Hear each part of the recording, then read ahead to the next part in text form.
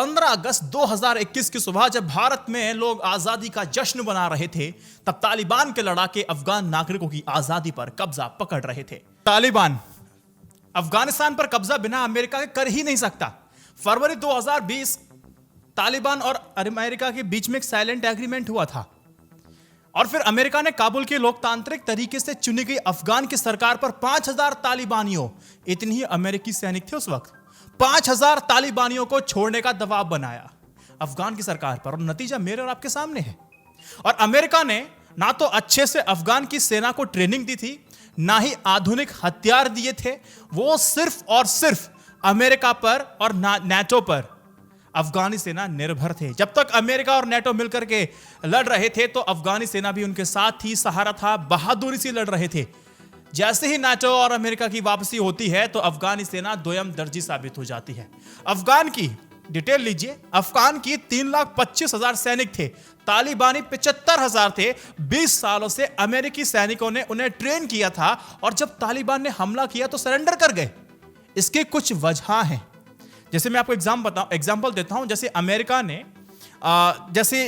अफगानी सैनिकों को भर्ती करना शुरू किया, 42% पश्तून को छोड़ करके सभी को, जैसे उज्बेक, हजारा, ताजिक, नाम मात्र के लिए पश्तून जैसी कम्युनिटी के लोगों को शामिल किया। अच्छा, पश्तून को जो 42% बहुसंख्यक हैं अफगानिस्तान में, उनको इसीलिए शामिल नहीं किया गया। वजह यह बताई कि समय आने पर अगर तालिबान ने हमला किया तो ये लोग विद्रोह कर देंगे, इसलिए नाम मात्र को पश्तूनों को रख दिया। और ये बात 42% बहुसंख्यक पश्तून अफगानी सेना के खिलाफ असंतोष जाहिर कर देती है। सेना का मनोबल टूट जाता है। सेना का खर्च वहां की सरकार नहीं उठा पा रही है। जब खर्च नहीं उठा पा रही तो सैनिकों के घर के खर्चे कैसे चलेंगे, चूल्हे कैसे जलेंगे, खाना पीना कैसे खाएंगे। सैनिकों को कई महीनों तक सैलरी नहीं मिल रही थी, इससे भी उनका मनोबल और टूटता गया। किसी भी युद्ध को जीतने के लिए साहब पहले मनोबल ऊंचा चाहिए होता है, उसके बाद हथियार, बाकी चीजें बाद में आती हैं। कितना जरूरी होता है मनोबल, ये आपको पता है? ये बात आपको पता है? जब किसी के पास पैसा नहीं होता तो वो क्या करता है? सामान्य ज्ञान, लूट मार, चोरी चकारी, ठगी, यही तो करता है। ऐसा अफगान की सेना ने करना शुरू किया और जिसकी वजह से अफगानी सैनिकों का अफगान की जनता ने साथ छोड़ दिया। और तालिबान के सामने अफगानी सैनिकों की ट्रेनिंग इतनी अच्छी नहीं थी कि उनका टक्कर दे पाए। यानी कि दिखावा तो किया गया कि हमने 20 साल तक ट्रेनिंग दी है, खर्चा भी हुआ, लेकिन ग्राउंड लेवल पर हमने देखा कि वहां तो कुछ है ही नहीं। जंग में अफगानी सेना के पास ना मनोबल था, ना हौसला था, ना सरकार का साथ था। और खाना पीना तो पहले तालिबानों ने ब्लॉक कर दिया था, जो कि रीढ़ की हड्डी, एक स्पाइन होती है किसी भी युद्ध को लड़ने के लिए। खाना चाहिए, एनर्जी आपको चाहिए, ब्लॉक कर दिया, जिसकी वजह से अफगानी सेना को सरेंडर करना पड़ा। उनके पास सिर्फ यही उपाय बचा था और कोई दूसरा उपाय था ही नहीं। चलिए हम इस चीज को मानते हैं कि अमेरिका का बहुत ज्यादा पैसा खर्च हो रहा था अफगानिस्तान की तरफ और 20 साल से एक लंबी लड़ाई चल रही थी, थक चुके थे ये लोग, इनको वापस आना था। वो किसी भी हालत में अफगानिस्तान से निकलना चाहते थे। तो ठीक है साहब, आप निकलते। अपने 2500 सैनिकों को जो बाइडेन साहब वापस बुलाने को कहते हैं, तो कम से कम इतने सैनिक तो आप वहां छोड़ देते जो अफगानी सेना को हवाई सुरक्षा दे सकते थे। अगर ऐसा होता तो दोस्त यकीन मानिए तस्वीर बिल्कुल उलट होती, इतनी भयावह तस्वीर नहीं होती। ये कहर है जो अफगान के लोगों पर आ ही रहा है, लेकिन बाकी के मुल्क आपको चिंतन करना चाहिए, चिंता का विषय बन गया। ऐसा मैं क्यों कह रहा हूं, चलो वीडियो के अंदर देखते हैं। तालिबान किसी समझौते के तहत काबुल पहुंचा है या फिर वे बंदूक और आतंक के दम पर सत्ता हथियाने में सफल हुए हैं? अगर उन्हें आतंकवाद का सहारा लेकर के कब्जा किया है तो भारत सहित यूएन के तमाम देशों को सत्ता से खारिज करना होगा। लेकिन चाइना तो ऐसा नहीं करने जा रहा है, क्योंकि चाइना सपोर्ट करेगा, क्योंकि चाइना को इसमें फायदा है। और चाइना को फायदा होने के बाद स्थिति बहुत गंभीर हो गई है और इसी वीडियो में बताऊंगा कि वो क्या फायदा लेने वाला है। आगे इसी वीडियो में बताऊंगा, रुके रहिए, टिके रहिए। जो ये लोग कह रहे हैं कि तालिबान ने अफगानिस्तान के लोगों को बर्बाद कर दिया, अपने लोगों को मार रहे, हम भारतीयों को क्या दिक्कत है? अपने काम से काम रखो, खाओ पियो, अपने मजे लो, इंडिया की बात करो और खुश रहो। ये मैंने पोस्ट पढ़े बहुत सारे लोगों को। दोस्त, बात ऐसी है, सबसे ज्यादा चिंता भारत को होनी चाहिए। अगर तालिबान ने पुराने कट्टरपंथ को अपनाया तो कश्मीर के लिए भी आईएसआई की मिली भगत से नई सुरक्षा चुनौती सामने आ सकती है। तालिबानियों और कश्मीर के बीच की दूरी मात्र दोस्तों 400 किलोमीटर है। पाकिस्तान का साथ तालिबानियों को है। कंधार का प्लेन हाईजैक हो चुका है, आपको याद होगा। पाकिस्तान ने तो खुलकर के सपोर्ट भी कर दिया। दोस्त, फिर भी आप कह रहे हैं कि हमें अपनी भारत की बात, अरे भारत की बात ही तो कर रहे हैं, तो अभी सोच लो कि मामला कितना पेचीदा होता जा रहा है। कश्मीर कितना इंपॉर्टेंट है भारत के लिए, आपको पता है। ब्रिटेन और अमेरिका हमेशा से चाहता था कि वो कश्मीर पाकिस्तान का हिस्सा बने। हमेशा से अमेरिका और ब्रिटेन हमेशा से चीज चाहते थे। अगर आपको पूरी हिस्ट्री पढ़नी है ना, तो नेहरू जी के जो पत्र लिखे गए ना, वो पढ़ना शुरू कीजिए, आप समझ में आ जाएगा। क्योंकि इन देशों को डेमोग्राफिक इंपॉर्टेंस पता है। पहले मैं वीडियो बना चुका हूं, अब वो वीडियो मैं आपको सुनाता हूं, वो पार्ट जो मैंने रिकॉर्ड पहले किया था। कश्मीर अगर भारत का हिस्सा नहीं होता या फिर भारत कश्मीर को छोड़ देता तो भारत के लिए क्या हो सकता था, इसको समझिए। भारत कश्मीर को छोड़ने का जोखिम कभी नहीं उठा सकता, क्योंकि कश्मीर को छोड़ने का मतलब है लाइन ऑफ कंट्रोल और उसके आसपास के इलाकों में हिमालय के पहाड़ से जो जितना कवच जैसी सुरक्षा थी वो सब चली जाती या फिर छिन जाती। क्योंकि देखिए, मैं आपको समझाता हूं कि कश्मीर के बाद का जो इलाका है वो पूरा प्लेन है, फ्लैट है, समतल है। अगर कभी वॉर की सिचुएशन होती है तो आसानी से दुश्मन देश वहां अपने सैनिकों के साथ भारत के अंदर तक के हिस्से में बड़ी आसानी से घुस जाएंगे और वहां से दिल्ली महज 400-450 किलोमीटर के दायरे में आ जाती है। इसे आप एक एग्जाम्पल से समझाता हूं मैं आपको। देखिए, जब एशिया और यूरोप के बीच जितने भी बिजनेस डील्स हुआ करते थे, जितने भी ट्रेड हुआ करते थे, वो एक रूट को फॉलो करते थे, उस रूट के थ्रू जाते थे। वो था सिल्क रूट के थ्रू। ये वही सिल्क रूट है जो चाइना और पाकिस्तान के बीच कश्मीर से होकर के गुजरता है और इसी रूट का इस्तेमाल ज़्यादातर भारत पर हमला करने के लिए किया गया है और हमने पास्ट में देखा भी है। चाइना इसे one belt one road project से जोड़ने के लिए अपने पुरजोर कोशिश कर रहा है, लेकिन इंडिया ऐसे अपनी डिप्लोमेसी से हैंडल करता आ रहा है और इस प्रोजेक्ट को बड़े ही चालाकी से अभी डिनायल मोड पे डाला हुआ है। बात समझ में आगे होगी कि अफगानिस्तान में तालिबान का कब्जा, पाकिस्तान का हाथ और कश्मीर पर हमले की गुंजाइश नहीं, लगभग प्रयास हमेशा रहेगा इनका। अब देखिए बॉर्डर टेंशन कितनी बढ़ने वाली है।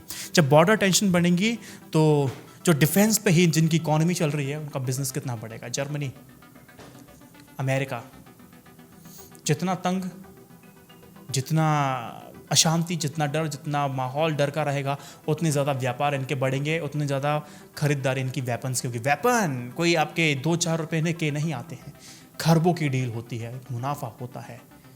तो आप सोचिए कितनी बड़ी साजिश। मैंने आपसे कहा था ना कि अफगानिस्तान में तालिबान का आना चीन के लिए क्यों खुशखबरी है, वो मैं आपको बता देता हूं। चीन ने तो इस बात के भी संकेत पहले ही दे दिए थे कि अगर अफगानिस्तान में तालिबान की सत्ता आती है तो वो उसको मान्यता देने के लिए बिल्कुल तैयार है। वो हिचकेगा नहीं और बिल्कुल मान्यता देगा। चीन की नजरें अब अफगानिस्तान पर हैं। चीन के लिए मध्य एशिया तक पहुंचने का अफगानिस्तान सबसे बेहतर जरिया है। बेल्ट एंड रोड इनिशिएटिव, इसको लेके वीडियो मैंने बनाई है। बेल्ट एंड रोड इनिशिएटिव के लिए चाइना वहां पर इन्वेस्टमेंट करने के लिए बहुत आतुर दिखाई दे रहा है। पाकिस्तान में चीन की पाकिस्तान इकोनॉमिक कॉरिडोर की सुरक्षा के लिए भी तालिबान का साथ चीन के लिए मस्ट है। चाइना ने राष्ट्रपति अशरफ गनी को प्रपोजल भी दिया था पहले, अगर आपको याद हो, कि अफगानिस्तान में आप डेवलपमेंट कीजिए, पैसे की टेंशन मत लीजिए, चाइना आपको बेहद कम इंटरेस्ट रेट पे आपको पैसा देगा, जितना आप चाहेंगे, बहुत देगा, दुगना तिगना देगा। लेकिन राष्ट्रपति अशरफ गनी ने चीन से कर्ज लेने से इनकार कर दिया। गनी जानते थे कि चीन पर आर्थिक निर्भरता उन्हें महंगी पड़ सकती है। फिलहाल आप ये समझें कि तालिबान को पैसे के दम पर क्या साध पाएगा चाइना। यह सवाल इसीलिए मैं कह रहा हूं क्योंकि पहले भी अमेरिका जैसे देशों ने यही करने की कोशिश की है, लेकिन कामयाबी उनसे कोसों दूर रही है। देखो, असल बात यह है कि इस तालिबान को पैदा करने वाले रूस और अमेरिका ही हैं, जिनके अफगानिस्तान में हुए आपसी झगड़े में इस संगठन से सिर उठाया था और फिर इन्हीं के लिए एक बड़ा खतरा बन गया। 1992 में अफगानिस्तान के कंधार के रहने वाले मुल्ला मोहम्मद ओमर ने 50 हथियारबंद लड़कों के साथ मिलकर के तालिबान बनाया था।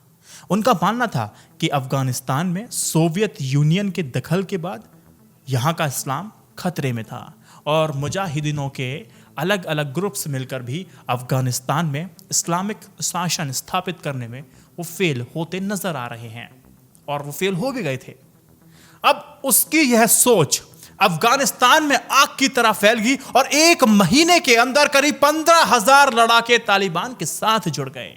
पश्तो जुबान में छात्रों को तालिबान कहा जाता है। पश्तो जुबान में छात्रों को तालिबान कहा जाता है। 90 के दशक की शुरुआत में जब सोवियत संघ अफगानिस्तान से अपने सैनिकों को जब वापस बुला रहा था, उसी दौर में तालिबान का उभार होते हुए देखा गया था।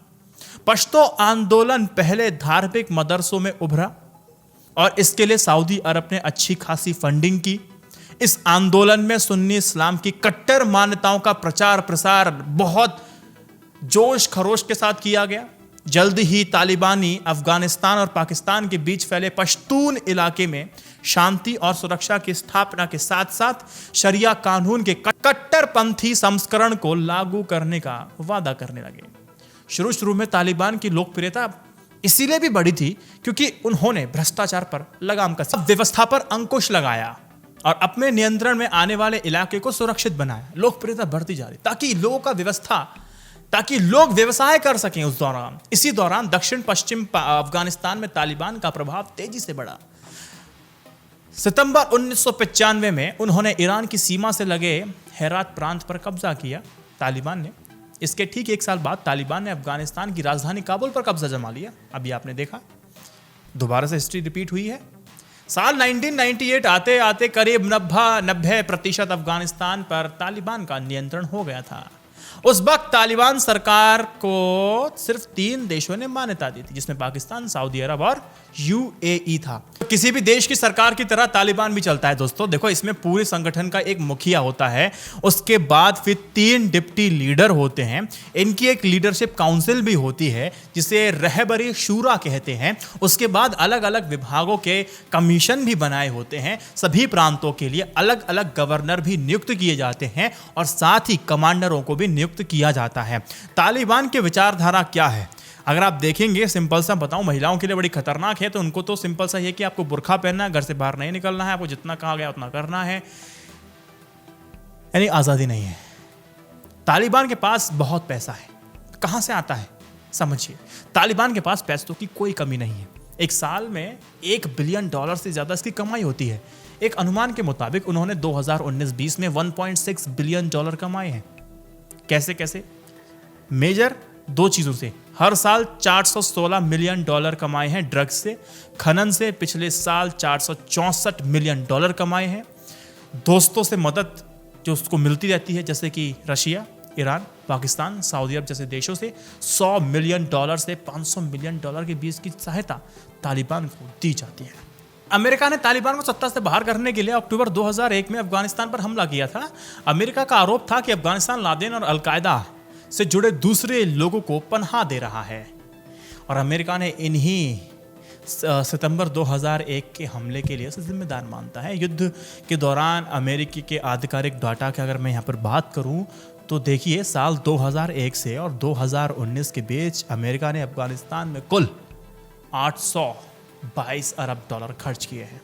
2001 में तालिबान के खिलाफ युद्ध शुरू हो गया था, ठीक है, और जिसमें 2300 से अधिक अमेरिकी सैनिक अफगानिस्तान में जान गंवा चुके थे, जबकि 20,660 सैनिक लड़ाई के दौरान घायल भी हुए थे। तो उसके बाद फिर आपको पता है कि कैसे ओसामा बिन लादेन को पकड़ा गया, मारा गया, ऑपरेशंस हुए, वाहवाही इन्होंने लूटी।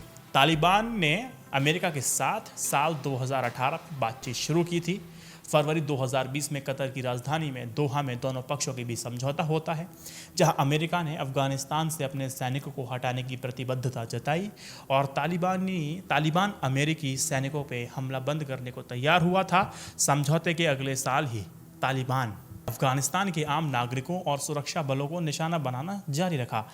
अब जब अमेरिकी सैनिक अफगानिस्तान से विदा लगभग सब हो ही चुके हैं, तब तालिबान ने अफगानिस्तान में हावी हो गया, आज कब्जा कर लिया। वहाँ की स्थिति इतनी बुरी है कि अब फेसबुक तालिबान को आतंकवादी मान रहा है और जो भी वीडियोस तालिबान से आ रही हैं, अफगानिस्तान से आ रही हैं, वो सारी ब्लॉक हो चुकी हैं।